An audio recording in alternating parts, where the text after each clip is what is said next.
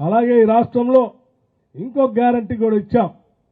200 unit లోపల ఉన్నటువంటి వాళ్ళకి 200 యూనిట్లు వాడుకునేటువంటి వరకు వాడుకునేటువంటి వాళ్ళందరికీ ఉచితంగా కరెంట్ ఇస్తామని చెప్పాం. నేను స్పష్టంగా ఇక్కడి నుంచే కొత్తగూడెం ఈ ప్రాంతం నుంచే చెప్తా ఉన్నాం. రేపు 27వ తారీఖు నాడు చేవెళ్లలో 200 యూనిట్లు ఉచితంగా కరెంట్ ఇచ్చేటువంటి కార్యక్రమాన్ని లాంచ్ చేస్తా ఉన్నాం. ఈ నెల ఖర్చు పెట్టుకునేటువంటి కరెంటు సంబంధించి మార్చిలో ఎవరు కూడా బిల్లు కట్టాల్సినటువంటి అవసరం లేదు. 200 యూనిట్ల వరకు అని కూడా మేము చెప్తా ఉన్నాం. టీఆర్ఎస్ నాయకత్వం కరెంట్ ఇవ్వరు, గ్యాస్ ఇవ్వరు, అడగండి అమ్మా రోడ్డు మీద తీసుకొని వస్తామని చెప్తా ఉన్నారు.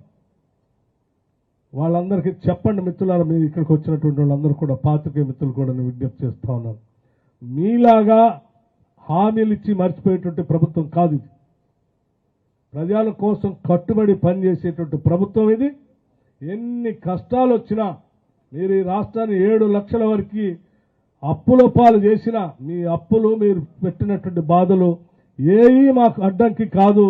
మేము 6 గ్యారంటీలని ప్రజలకు అందించడానికి ఎట్టి పరిస్థితుల్లో 6 గ్యారంటీలకు సంబంధించి అన్ని అందిస్తాం, ఒకదాని తర్వాత ఒకటి చేస్తామని ఈ సందర్భంగా మీ ద్వారా రాష్ట్ర ప్రజలందరికీ తెలియజేస్తూ ఈ 6 గ్యారంటీల కోసం అందుకోవటం కోసం మహిళలంతా కూడా సిద్ధంగా ఉండాలని మీ అందరికీ మనవి చేస్తూ మరొక కొత్త స్కీమ్ అని అంటే